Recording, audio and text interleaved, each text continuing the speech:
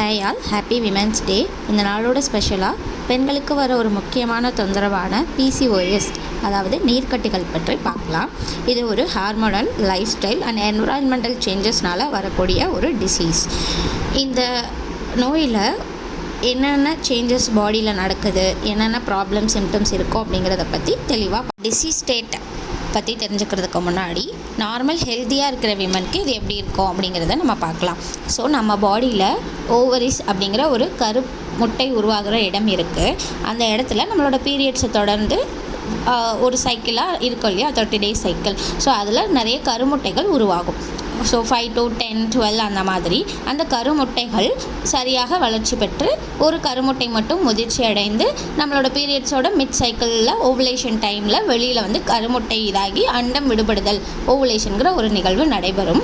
அது normal process. So இந்த PCOS இருக்கிறவங்களுக்கு இந்த 5 to 12 கருமுட்டைகளுமே சரியாக முதிர்ச்சி அடையாமல் அப்படியே ஓவரிஸில் இருக்கும். ஸோ அந்த அண்டம் விடுபடுதல் அப்படிங்கிற நிகழ்வே இங்கே நடைபெறாது.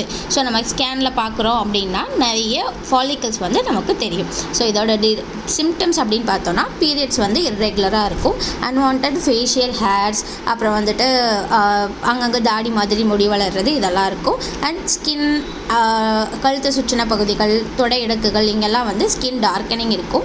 அண்ட் இவங்களுக்கெல்லாம் கன்சீவ் ஆகிறதுக்கு பிரச்சனை வந்து இருக்கும். ஸோ சில பெண்களுக்கு இதோட அசோசியேட்டட் சிம்டம்ஸாக ஆக்னே தொந்தரவு, பெல்விக்கில் பெயின் வர்றது, அண்ட் வந்து ரொம்ப டயர்ட்னஸ், எப்பவும் சோர்வாக இருக்கிறது, நிறைய முடி கொட்டுறது, அப்புறம் வெயிட் கெயின், இந்த மாதிரியான தொந்தரவும் இருக்கும்.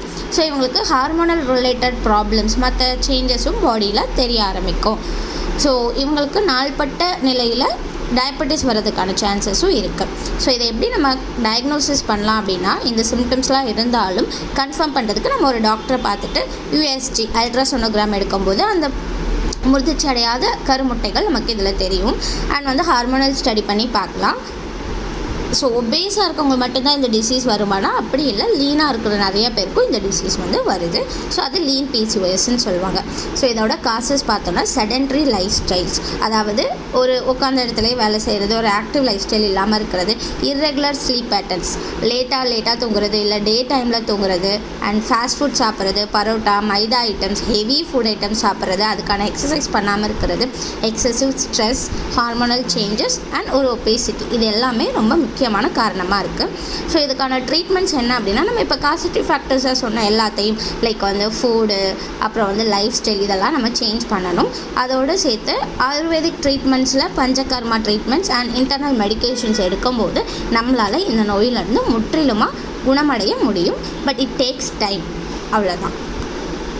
Self care. ஸோ நீங்கள் இந்த வீடியோ பார்த்து உங்களை எப்படி பராமரிச்சுக்கலாம் அப்படின்னா, இதுக்கான நம்ம எதனாலலாம் இந்த நோய் வருதுன்னு சொன்னோம் இல்லையா, லைஃப் ஸ்டைல் சேஞ்சஸ், அதெல்லாம் அவாய்ட் பண்ணிக்கோங்க. ஸோ டெய்லி ஒரு 1 hour எக்ஸசைஸ் பண்ணுங்கள். சூரிய நமஸ்காரம், பட்டர்ஃப்ளை எக்ஸசைஸ், புஜங்காசனம், இந்த மாதிரியான ஆசனங்கள்லாம் முறையாக கற்றுக்கிட்டு நீங்கள் பண்ணலாம். ஜங்க் ஃபுட் சாப்பிட்றது இதெல்லாம் கம்ப்ளீட்டாக அவாய்ட் பண்ணலாம். ஸோ பெண்களாகிய நம்மளோட ஆரோக்கியத்தை மேம்படுத்துவதற்காக இணைந்து செயல்பட்டு நாமளே முன்னேற்றத்திற்கு வழிவகுக்கிற மாதிரி பண்ணணும். ஸோ உங்களுக்கு இதில் வேறு ஏதாவது டவுட்ஸ் இருக்குது, இல்லை வந்து இந்த டிசீஸ்க்காக கன்சல்ட் பண்ணணும் அப்படின்னா நீங்கள் வந்து எங்களை வந்து காண்டாக்ட் பண்ணிக்கலாம். தேங்க்யூ.